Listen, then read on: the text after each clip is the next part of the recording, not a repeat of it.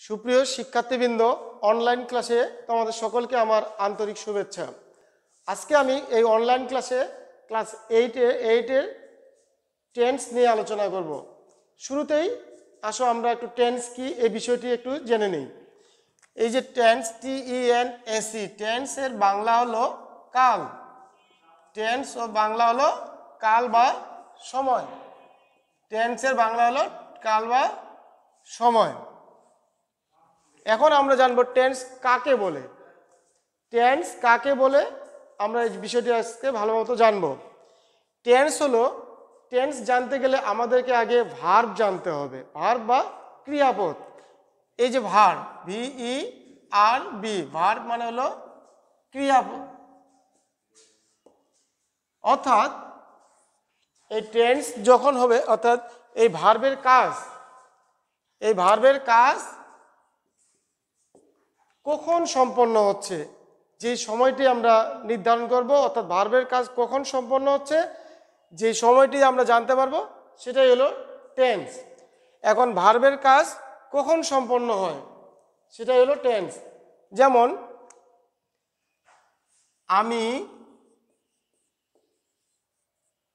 বই পড়ি, অর্থাৎ আমি বই পড়ি। এখানে ক্রিয়াপদ কোনটি? পড়ি। এই শব্দটি হলো পড়ি। আমি কি করি?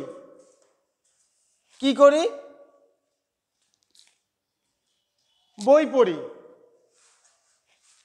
এই বই পড়ি এটা হলো ক্রিয়াপদ। কখন করি?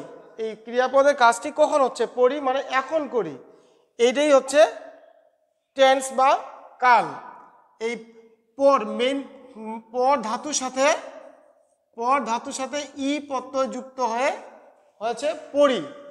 এই পড়ি যখন আমরা বলবো এটাই হলো ক্রিয়াপদ। আর এই ক্রিয়াপদ সম্পন্ন হওয়ার সময়টা, অর্থাৎ বই পড়ি, কখন পড়ি? এখন পড়ি। এই যে একটা সময় এখন, এটাই হলো টেন্স বা কাল। এখন আমরা জেনে নেব কাল কত প্রকার ও কি কি।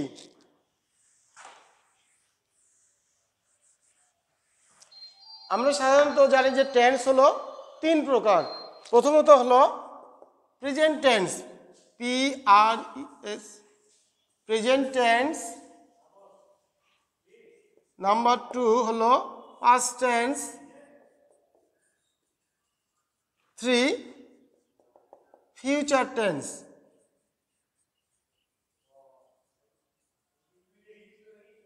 অর্থাৎ প্রেজেন্ট টেন্স বাংলা হলো বর্তমান কাল,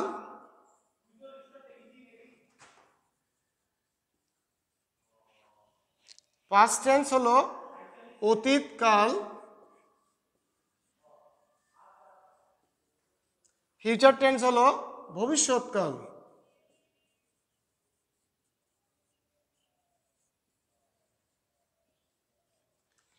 আজকে আমরা বন্ধুরা প্রেজেন্ট টেন্স নিয়ে আলোচনা করব এবং প্রেজেন্ট টেন্স কাকে বলে, প্রেজেন্ট টেন্স কত প্রকার, কিভাবে প্রেজেন্ট টেন্স গঠিত হয় এবং প্রেজেন্ট টেন্সের স্ট্রাকচার কি, এই বিষয়গুলো নিয়ে আমরা আজকে আলোচনা করব। কেমন?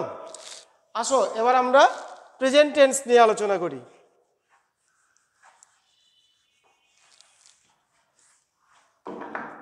প্রেজেন্ট টেন্স মানে হলো বর্তমান কাল। এই প্রেজেন্ট টেন্স কাকে বলে? অর্থাৎ বর্তমানে কোনো ক্রিয়া সম্পন্ন হলে, অর্থাৎ বর্তমান সময়ের মধ্যে কোনো কাজ সম্পন্ন হলে সেটাকে আমরা বলবো প্রেজেন্ট টেন্স।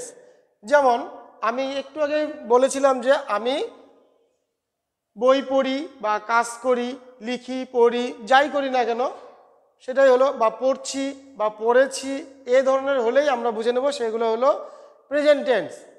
অর্থাৎ প্রেজেন্ট টেন্স মানে হলো কোনো কাজ বর্তমানকালে সম্পন্ন হওয়া বোঝাবে। এবার আমরা জানবো প্রেজেন্ট টেন্সের ভাগগুলো কি কি। প্রেজেন্ট টেন্সের ভাগ হলো, প্রথমত 1 নাম্বার হলো প্রেজেন্ট ইনডিফিনাইট, প্রেজেন্ট ইনডিফিনাইট। এবার আমরা বলবো present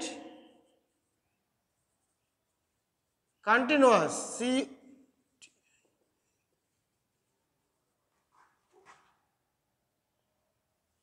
present continuous. Number 3 present perfect. Number 4 present perfect continuous.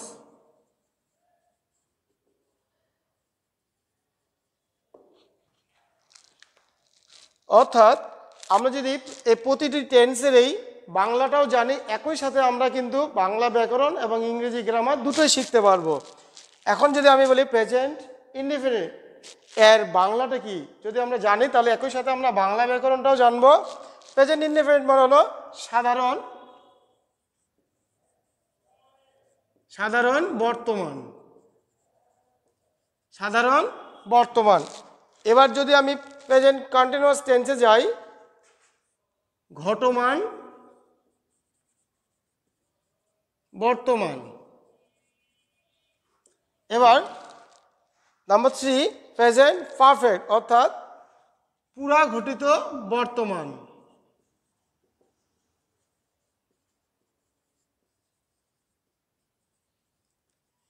Number 4 present perfect continuous, অর্থাৎ হলো এর বাংলাটি হলো পুরা ঘটিত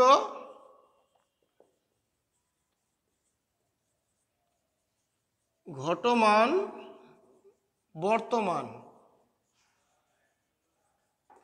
এই যে আমরা দেখলাম প্রেজেন্ট টেন্সে present indefinite, present continuous, present perfect continuous, অর্থাৎ 4টি ভাগ। একইভাবে পাস্ট টেন্সেরও 4টি ভাগ এবং ফিউচার টেন্সেরও 4টি ভাগ। আসো বন্ধুরা, আমরা আজকে এই এক এক করে present indefinite, present continuous, present perfect এবং প্রেজেন্ট পারফেক্ট কন্টিনিউয়াস টেন্সের কি করে আমরা চিনব প্রেজেন্ট ইনডিফিনাইট, কি করে চিনব প্রেজেন্ট কন্টিনিউয়াস, এভাবে ধারাবাহিকভাবে আমরা আজকে কিভাবে চিনব এবং তার গঠন প্রণালী এবং আমরা তার উদাহরণ সম্পর্কে জানব। এবার যদি আমি আসি প্রেজেন্ট ইনডিফিনাইট, এবার আমরা প্রেজেন্ট ইনডিফিনাইট টেন্সে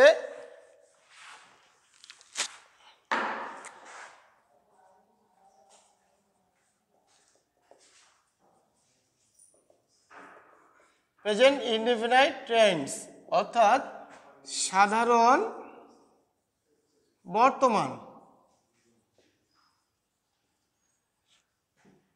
আমরা এখন কি করে চিনব একটি বাক্যকে? বাংলায় যদি আমি দেখি, কি করে বাক্যটিকে আমি নির্ধারণ করব যে এটা কোন টেন্স। যখন আমরা সাধারণত আমরা বলে থাকি যে প্রেজেন্ট ইনডিফিনাইট বর্তমানকালে কোনো ক্রিয়া সম্পন্ন হওয়া বোঝায়, তবে আমাদের মাঝে একটু কনফিউশন থেকে যায় যে বর্তমানে তো present indefinite, continuous, perfect continuous সবগুলোই হয়, কিন্তু স্পেসিফিকভাবে আমি কিভাবে বুঝবো যে প্রেজেন্ট ইনডিফিনাইট না কন্টিনিউয়াস না পারফেক্ট কন্টিনিউয়াস? আসো বন্ধুরা, আমরা তার প্রেজেন্ট ইনডিফিনাইট হওয়ার জন্য তার বাংলা ক্রিয়ার রূপগুলোকে আমরা যদি ভালোভাবে জানতে পারি, বুঝতে পারি, তাহলে আমরা যে কোনো টেন্স অতি সহজেই নির্ণয় করতে পারবো।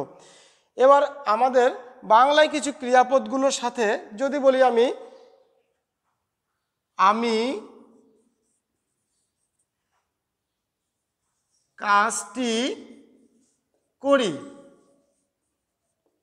এই যে আমি যদি বাংলায় এই বাক্যটি লিখি আমি কাজটি করি, তাহলে প্রথমে আমাদের কাজ হলো ক্রিয়াপদ খুঁজে বের করা।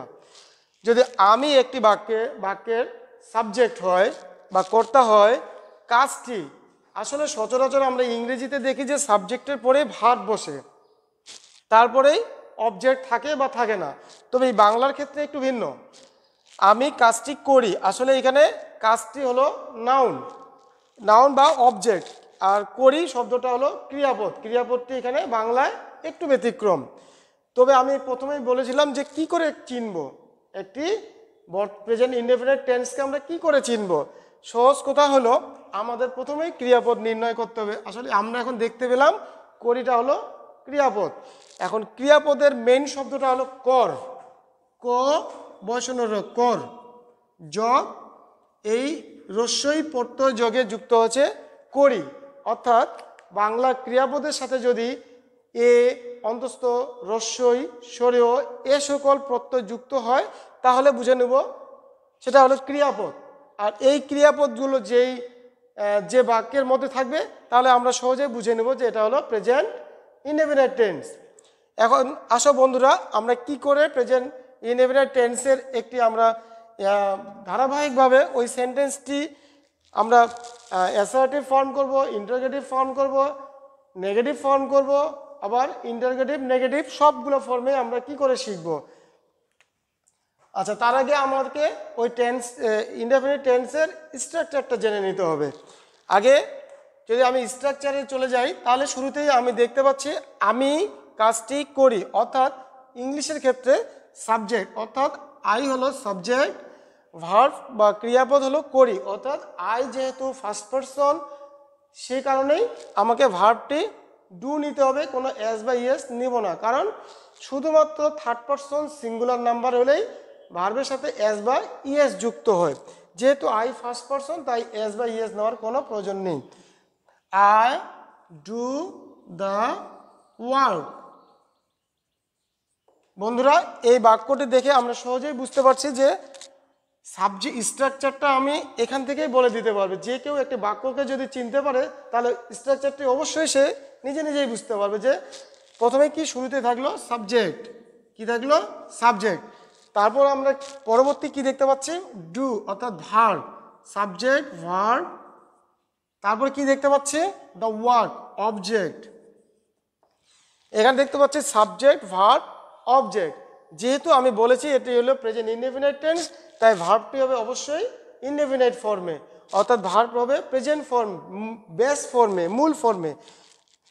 যেহেতু বেস ফর্ম হলো ডু তাই ডু বসেছে, আর যেহেতু সাবজেক্ট হলো ফার্স্ট পারসন তাই আমার এখানে এস বা ইয়েস নেওয়ার কোনো প্রয়োজন পড়েনি। তাহলে আমরা কমপ্লিটলি যদি আমরা স্ট্রাকচারটি লিখতে চাই তাহলে হবে সাবজেক্ট প্লাস মেইন ভার্বের present form PRES present form plus আমি কিন্তু বলেছি একটু আগে যে পার্সন অনুযায়ী সাবজেক্ট ভার্বের সাথে এস বা ইএস যুক্ত হবে, তবে আমি রেখে দিলাম এস বা ইএস কেবলমাত্র। আচ্ছা, তোমরা যদি আমি এটা মুখে বলে দেই, মেইন স্ট্রাকচারটি হলো সাবজেক্ট প্লাস ভার্বের প্রেজেন্ট ফর্ম প্লাস অবজেক্ট বা এক্সটেনশন।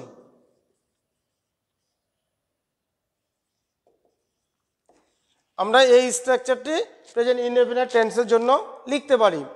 তাহলে আমি যে বাক্যটি লিখেছি বা এক্সাম্পলটি দিয়েছি সেটা হলো আর ডু দ্য ওয়ার্ক, এটা হলো প্রেজেন্ট ইনডেফিনিট টেন্সের একটি উদাহরণ।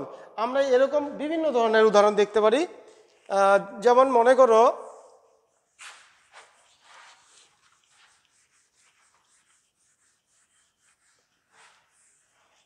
এবার আমরা একটু সাবজেক্টটা চেঞ্জ করে লিখতে পারি, যে যদি বলি সালাম, সালাম রিডস দ্য কোরআন, সালাম রিডস দ্য কোরআন। এখন আমরা দেখতে পাচ্ছি যে সাবজেক্টটি এখানে কি কারণে আমি যদি দেখি যে সাবজেক্ট ভার্ব অবজেক্ট ঠিকই আছে, তবে সাবজেক্টের জায়গায় আছে সালাম। আর তোমরা নিশ্চয়ই জানো যে সালাম হলো থার্ড পারসন এবং সালাম যেহেতু একজন ব্যক্তি সিঙ্গুলার নাম্বার তাই আমরা ভার্বের সাথে এস দিয়েছি। তবে তোমাদের আরেকটা জিনিস শিওর করে দেই, অনেক সময় দেখা যায় এস অথবা ইএস, তবে কখন আমরা বুঝবো যে এস বসাবো না ইএস বসাবো, সেজন্য আমাদের আরও অনেকগুলো নিয়ম রয়েছে। তবে আমি সাময়িকভাবে বলে দিই, যখন দেখা যাবে যে যদি এই কনসোনেন্ট শব্দটি থাকে, কনসোনেন্ট তো তোমরা নিশ্চয়ই জানো এ ই আই ও ইউ বাদে বাকি যতগুলো লেটার আছে সবগুলো হলো কনসোনেন্ট। যদি কনসোনেন্ট থাকে তাহলে আমি এস যুক্ত করব, আর যদি ভাওয়েল থাকে তাহলে আমরা ইএস যুক্ত করি। আবার দেখা যায় যে ওয়াই থাকলে ওয়াইয়ের জায়গায় আই, তারপরে আমরা ইএস, এভাবে আমরা সাবজেক্টের সাথে ভার্বগুলোর সঠিক ফর্মটি ব্যবহার করে থাকি। তবে আসো বন্ধুরা, আমরা এবার এই বাক্যটিকে কি করে ইন্টারোগেটিভ, কি করে নেগেটিভ, কি করে ইন্টারোগেটিভ এবং নেগেটিভ করা যায় আমরা সেই জিনিসটা জানবো। আমরা শুরুতেই অ্যাসার্টিভ সেন্টেন্স একটা লিখেছি, আর হলো অ্যাসার্টিভ সেন্টেন্সের দুটো ফর্ম, একটা হলো অ্যাফার্মেটিভ, একটা হলো নেগেটিভ। এখন নিশ্চয় তোমরা বুঝতে পারছো সালাম রিডস দ্য কোরআন, এখানে কোনো নেগেটিভ কথাবার্তা নেই, নট নেই, নো নেই। তাহলে অবশ্যই সালাম রিডস দি কোরআন, সালাম কোরআন পড়ে, অর্থাৎ এটি হলো একটি অ্যাফার্মেটিভ বাক্য, অ্যাসার্টিভ বাক্যের অ্যাফার্মেটিভ ফর্ম। কি করে আমরা এটাকে নেগেটিভ করব এখন দেখি আমরা। আচ্ছা, শুরুতে আমাদেরকে জানতে হবে যে প্রেজেন্ট ইনডেফিনিট টেন্সের সাহায্যকারী ভার্বগুলো কি। তোমরা জেনে থাকবে প্রেজেন্ট ইনডেফিনিট টেন্সের সাহায্যকারী ভার্ব হলো ডু অথবা ডাস। আমি আগেই বলেছি কেবলমাত্র সাবজেক্ট যদি থার্ড পারসন এবং সিঙ্গুলার নাম্বার হয় শুধু সেই ক্ষেত্রেই ডাস ব্যবহার করব, আর বাকি সবার ক্ষেত্রেই মেইন ফর্মটা ব্যবহার করব, ডু ব্যবহার করব। এখন আমি কি করে এই বাক্যটিকে নেগেটিভ করব? তাহলে নেগেটিভ করার জন্য আমাকে কি করতে হবে? সাবজেক্ট নিতে হবে, সালাম সালাম।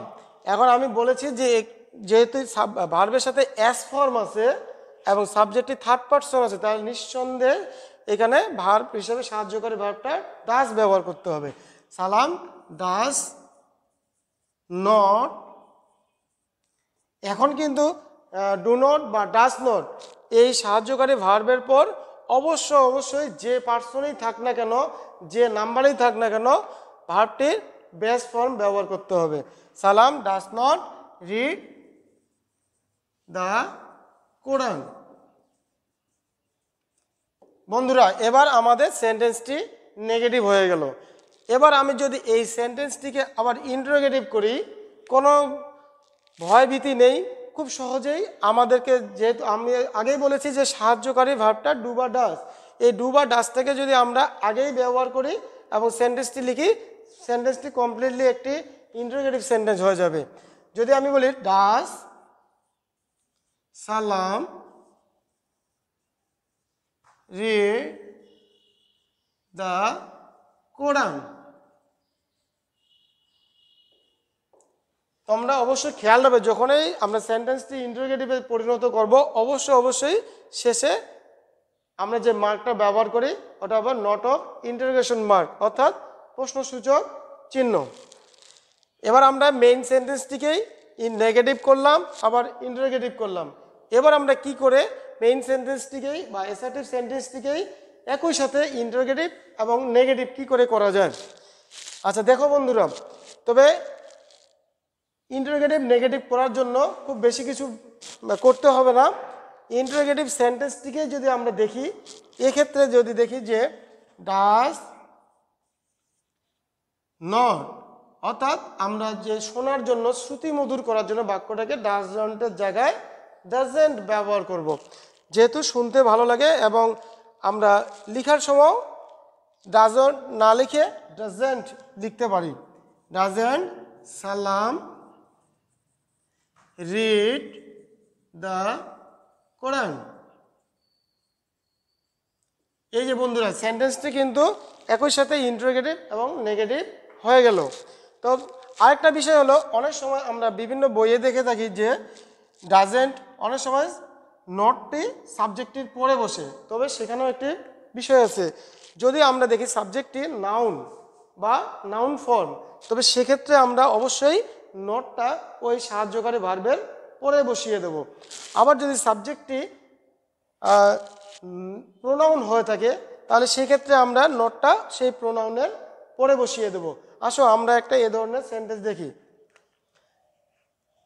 যদি আমি পূর্ণ সেন্টেন্সটি লিখছি না, যদি আমি সালামের জায়গায় হি ব্যবহার করি, আমি বাকি বাক্যগুলো আর লিখছি না।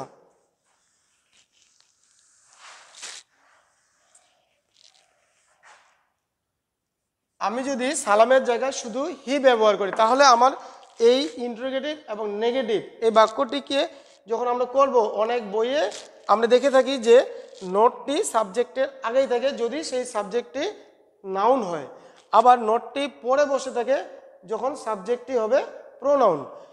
তাহলে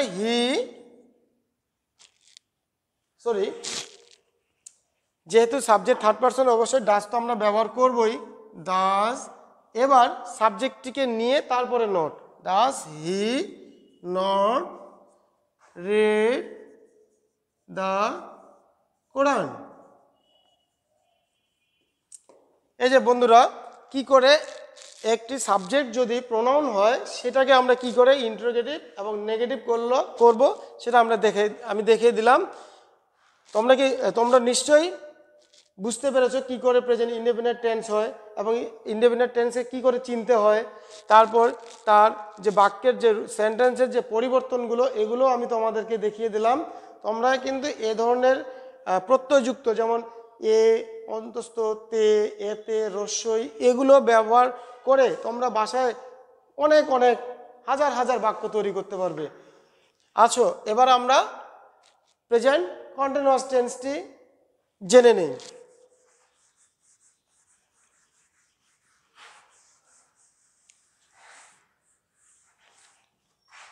প্রেজেন্ট কন্টিনিউয়াস টেন্স।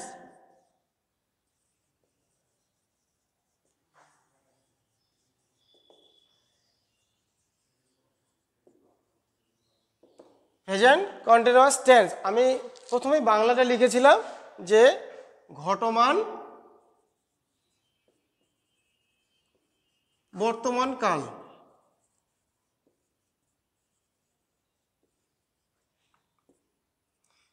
তো বন্ধুরা, তোমরা যদি বাংলা ব্যাকরণটা ভালো করো তাহলে অবশ্যই ইংরেজি গ্রামারটা আরও অনেক সহজ হয়ে যাবে। তাহলে আমি প্রথমেই বলেছিলাম যে বাংলা প্রত্যয়গুলো আগে ক্রিয়াপদের সাথে প্রত্যয়গুলো মনে রাখতে হবে। এবার আমরা কি করে বুঝবো যে প্রেজেন্ট কন্টিনিউয়াস টেন্স কাকে বলে। এখন প্রেজেন্ট কন্টিনিউয়াস টেন্স যখনই আমরা একটি বাক্য দেখব বাংলায় ক্রিয়াপদের শেষে তেসো, তেসি, তেসেন বা ইতেসো, ইতেসি, ইতেসেন এ ধরনের, যেমন তেসো, তেসি, তেসেন আমি এগুলো লিখছি না, এই ধরনের প্রত্যয়গুলো থাকবে তাহলে বুঝে নিবা সেটা হলো প্রেজেন্ট কন্টিনিউয়াস টেন্স। যেমন আমি একটি বাক্য বলি, আমি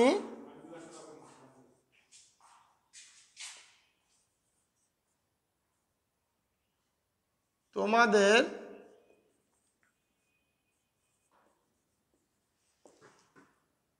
ইংরেজি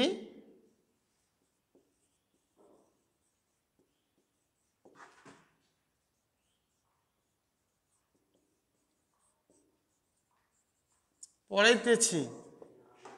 তো বন্ধুরা, আমি তোমাদের ইংরেজি পড়াইতেছি, আমি তোমাদের ইংরেজি পড়াইতেছি। তাহলে এই বাক্যের মধ্যে সাবজেক্টকে আমি, কি পড়াইতেছি ইংরেজি, অবশ্যই অবজেক্ট, কাকে পড়াচ্ছি তোমাদের, এটাও কিন্তু অবজেক্ট। আর তাহলে আমি বাক্যের মধ্যে সাবজেক্ট পেলাম, অবজেক্ট পেলাম। আমি শুরুতেই বলেছি যে বাংলার সময় কিন্তু ক্রিয়াপদটি বাক্যের শেষও থাকতে পারে, তবে ইংরেজির ক্ষেত্রে সাবজেক্টের পরেই কিন্তু ভার্ব থাকে।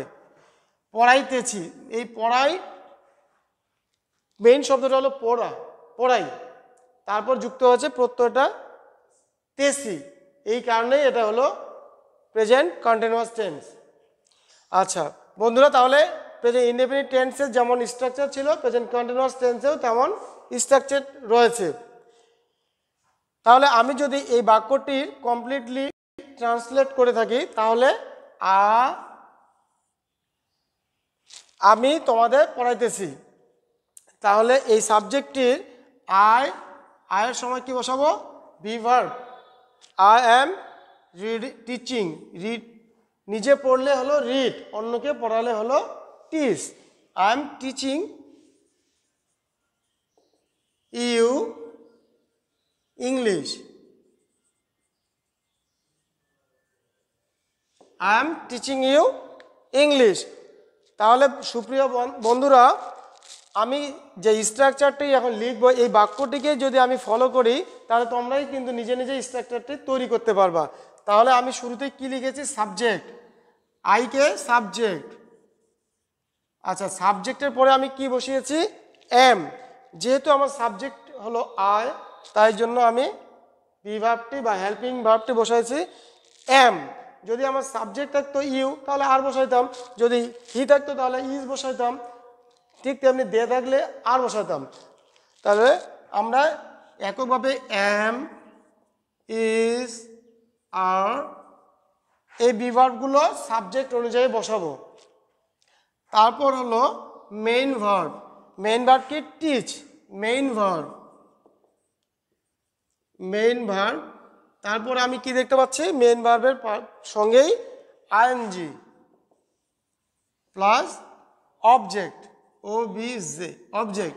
তা বন্ধুরা মনে রাখবে, অবজেক্ট কিন্তু একের অধিকও হতে পারে। অবজেক্ট বা আমি এক্সটেনশনও লিখতে পারি।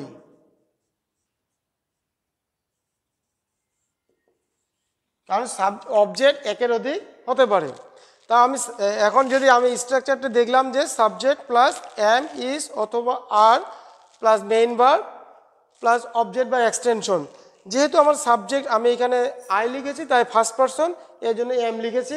এখন তোমরা সাবজেক্ট অনুসারে এই বি ভার্বগুলো ব্যবহার করবে। আসো বন্ধুরা, এর আগে যেমন আমি প্রেজেন্ট ইনডেফিনিট টেন্সের 4টি অপশন দেখিয়েছিলাম, assertive form, negative form, interrogative form এবং ইন্টারোগেটিভ নেগেটিভ ফর্ম। এই বাক্যটিকেই আমি এখন 4টে অপশনে ভাগ করে ফেলবো। তোমরা নিশ্চয়ই তার মধ্যে একটা অপশন দেখতে পাচ্ছ যে এটি হলো I am teaching you English. এটা হলো অ্যাসার্টিভ সেন্টেন্সের অ্যাফার্মেটিভ ফর্ম। এবার আমি এই বাক্যটিকে কি করে নেগেটিভ করব, অর্থাৎ নামবোধক করব। খুব সহজ ব্যাপার। তোমরা সব সময় মনে রাখবে যে এই বাক্যটির মধ্যে সাহায্যকারী ভার্ব বা হেল্পিং ভার্ব, বি ভার্ব কোনটি? নিশ্চয়ই এম। তাহলে এই বাক্যটিকে নেগেটিভ করার জন্য বিশাল কিছু করতে হবে না, শুধু তোমরা এই সাহায্যকারী ভার্বের পরেই আমি যেমন সাবজেক্ট লিখলাম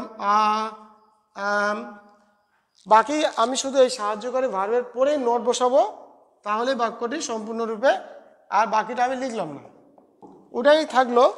কিন্তু আমার মেইন কাজ হলো সাহায্যকারী ভার্বের পরেই নোট বসাই দিলাম, তাহলেই কি এটা কিন্তু পূর্ণাঙ্গ একটা নেগেটিভ বাক্য হয়ে গেল। এবার দেখো বন্ধুরা, কি করে আমি আবার এই মেইন বাক্যটিকেই ইন্টারোগেটিভ করব, অর্থাৎ প্রশ্নবোধক করব। এটাও সহজ। শুধুমাত্র এই যে বি ভার্বটাকেই সামনে দিলেই সম্পূর্ণ সেন্টেন্সটি একটি ইন্টারোগেটিভ সেন্টেন্স হয়ে যাবে। তাহলে আমি যদি এটা লিখি, am I teaching you English, কিন্তু তোমরা অবশ্যই মনে রাখবে এই নট অফ ইন্টারোগেশন এই মার্কটি দিতে ভুলবে না, কারণ একটি বাক্যের চেনার এটাও একটা উপায়। এখন কি করে আমি এই ফর্মটিকে আবার ইন্টারোগেটিভ নেগেটিভ করব, এটাও সহজ। এই ধরনের বাক্যগুলো খুবই সহজ। কেবলমাত্র আমি প্রথমে বলেছিলাম সাবজেক্ট যদি নাউন স্থানীয় হয় তাহলে নাউনের আগে নোটটা বসায় দেবে, আর যদি নাউন না হয়, প্রোনাউন হয়, তাহলে প্রোনাউনের পরে নোটটি বসায় দিবে। তবে বর্তমানকালে সাবজেক্টের আগে নোটটি সব গ্রামারিয়ানরা ব্যবহার করে থাকেন। তাহলে আমি এই ক্ষেত্রে am I not teaching you English, অথবা amn't I teaching you English. তবে এই শব্দটা অ্যামেন্ট শব্দটা শুনতে শ্রুতিমধুর লাগে না, তাই ট্যাগ কোশ্চেন করার সময় গ্রামারিয়ানরা আর্ন ব্যবহার করে থাকেন। তো বন্ধুরা, তোমরা প্রেজেন্ট ইনডেফিনাইট এবং কন্টিনিউয়াস টেন্স সম্পর্কে জানলা। এরপর প্রেজেন্ট পারফেক্ট টেন্স। আমরা কি করে প্রেজেন্ট পারফেক্ট টেন্স আমরা গঠন করব, প্রেজেন্ট পারফেক্ট টেন্সের স্ট্রাকচার জানব এবং সেই স্ট্রাকচার অনুসারে সেন্টেন্সের অ্যাপ্লাই করব। আসো বন্ধুরা, আমরা এবার প্রেজেন্ট পারফেক্ট টেন্সটা শিখে নেই।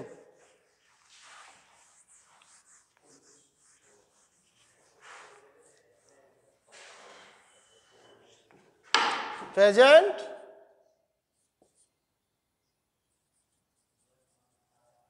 পারফেক্ট টেন্স, অর্থাৎ আমি বাংলাটি শুরুতেই লিখেছি, আমরা যত দ্রুত পারি শেষ করব।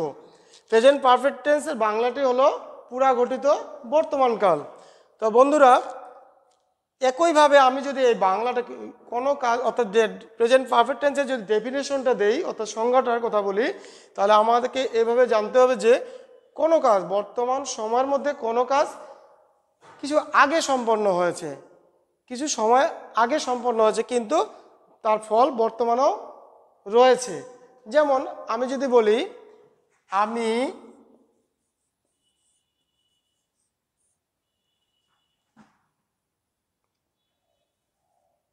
খবরের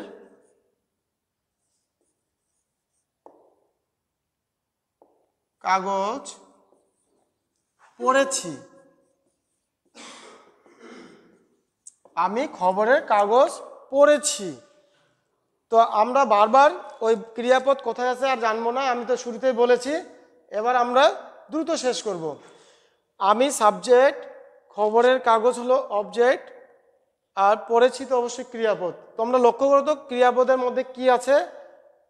পড়েছি অর্থাৎ আছি। ঠিক একইভাবে যদি আছি, আছো, আছেন এ ধরনের প্রত্যয় ক্রিয়াপদের সাথে যুক্ত থাকে তাহলে অবশ্যই বুঝে নেবা এটা হলো প্রেজেন্ট পারফেক্ট টেন্স। তো আমরা বন্ধুরা এই বাক্যটি আমরা ইংরেজি করে ফেলি সরাসরি। তো তার আগে আমাদের মনে হয় স্ট্রাকচারটি জানা উচিত। যদি আমি স্ট্রাকচারটি দিয়েই করি তাহলে আরও তোমাদের জন্য সহজ হবে। স্ট্রাকচারটি হলো subject plus have or has, তবে মনে রাখবা হ্যাভ আর হ্যাজের প্রয়োগটা, হ্যাভ কখন ব্যবহার করবা? কেবলমাত্র প্লুরাল নাম্বার এবং ফার্স্ট পারসনের ক্ষেত্রে, প্লুরাল নাম্বার এবং ফার্স্ট পারসন। আর হ্যাজ শুধুমাত্র থার্ড পারসন সিঙ্গুলার নাম্বারের জন্য। Subject plus have has plus main verb এ পিপি, আমি সংক্ষেপে লিখলাম পিপি অর্থাৎ পাস্ট পার্টিসিপল। অনেক সময় আমরা লিখে থাকি V3, আবার V3ও লেখা যেতে পারে, অর্থাৎ ভার্বের past participle form. Subject plus have has main verb এর পাস্ট পার্টিসিপলকে আমরা V3 ব্যবহার করতে পারি, অর্থাৎ past participle form plus object বা এক্সটেনশন। আচ্ছা, এই স্ট্রাকচার অনুসারে আমরা যদি বাক্যটিকে কমপ্লিটলি ট্রান্সলেট করে থাকি তাহলে কি দাঁড়ায়? অবশ্যই হলো ফার্স্ট পারসন এবং এর জন্য আমরা যে হেল্পিং এটা হলো হ্যাভ ভার্ব, এগুলো কিন্তু হ্যাভ ভার্ব। হ্যাভ ভার্ব হিসাবে হ্যাভ বসাবো, হ্যাভ ব্যবহার করবো। এরপর আমরা কি করব? Main verb. আসলে এই বাক্যের মধ্যে ভার্ব হলো পড়েছি, পড়া। এই পড়ার যদি অর্থাৎ রিড, এই রিডের পাস্ট পার্টিসিপল যদি প্রেজেন্ট টেন্স আমরা চিন্তা করি, স্পেলিং কিন্তু একই, প্রেজেন্ট, পাস্ট এবং পাস্ট পার্টিসিপল এই তিনটা ক্ষেত্রেই কিন্তু স্পেলিংটা একই, তবে আমাদের প্রোনাউন্সিয়েশনটা একটু ভিন্ন। যদি আমি প্রেজেন্ট টেন্সে মেইন ফর্ম হিসেবে চিন্তা করি তাহলে আমি রিড উচ্চারণ করব। আর যদি আমি ফার্স্ট টেন্স বা ফার্স্ট পার্টিসিপল ফর্ম চিন্তা করি তাহলে আমি রেড উচ্চারণ করব। তাহলে আমরা আমাদের শুধু উচ্চারণের ক্ষেত্রে বুঝে নিতে হবে যে এটা কোন ফর্মে আছে। যদি রিড বলি অবশ্যই প্রেজেন্ট টেন্স, যদি রেড বলি তাহলে এটা পাস্ট পার্টিসিপল ফর্ম। তাহলে আমরা I have read news paper, PAPER, I have read news paper. আমি আগের মতো এই সেন্টেন্সটিকেও আমি আবার চারটে ফর্মে লিখতে পারি। তাহলে যদি আমি বাক্যটা, এটা তো অ্যাফার্মেটিভ ফর্মে আছেই, তাহলে শুধুমাত্র আমি নেগেটিভ, ইন্টারোগেটিভ এবং ইন্টারোগেটিভ নেগেটিভ এই তিনটে করে দেব। তো বন্ধুরা দেখো, এই বাক্যটিকেও আমরা যেভাবে আমি প্রেজেন্ট কন্টিনিউয়াস টেন্সের নেগেটিভ করেছি একইভাবে কিন্তু আমি প্রেজেন্ট পারফেক্ট টেন্সেও নেগেটিভ করব, শুধুমাত্র এই সাহায্য হেল্পিং ভার্ব অর্থাৎ হ্যাভ ভার্বের পরে নট ব্যবহার করলেই নেগেটিভ হয়ে যাবে। যেমন I have not read news paper হয়ে গেল নেগেটিভ। এবার যদি এই বাক্যটিকে আমি ইন্টারোগেটিভ করি, শুধুমাত্র হ্যাভটাকে সামনে দিলেই ইন্টারোগেটিভ হয়ে যাবে। Have I red news paper. তবে অবশ্যই ইন্টারোগেটিভ সাইন দিতে হবে। আর এই বাক্যটিকে যদি আমি নেগেটিভ এবং ইন্টারোগেটিভ করতে চাই তাহলে হ্যাভ আই নট অথবা হ্যাভেন্ট অথবা হ্যাভ আই নট ঠিক পূর্বের নিয়মেই আমরা এই নেগেটিভ এবং ইন্টারোগেটিভটি করব। তো বন্ধুরা তোমরা একে একে present indefinite, present continuous, present perfect শিখে নিলে এবং এ ধরনের বাক্যগুলো তোমরা বাড়িতে অবশ্যই নিজে নিজে বাংলা ক্রিয়াপদগুলো চিন্তা করে হাজার হাজার বাক্য তৈরি করতে পারো। তো আগামী দিনের জন্য তোমরা যতগুলো পারো বাক্য তৈরি করবে এবং এই স্ট্রাকচার অনুসারে তোমরা নিজেরাই সেগুলোকে ট্রান্সলেট করবে এবং বন্ধুদের সাথে দরকার হয় বন্ধুদের সাথেও কথোপকথন করেও তোমরা এই ধরনের বাক্যগুলো আরও অনেক অনেক শিখতে পারো। এই করোনাকালীন সময় তোমরা অবশ্যই স্বাস্থ্যবিধি মেনে চলবে এবং ধূমপান ও মাদকদ্রব্য থেকে দূরে থাকবে।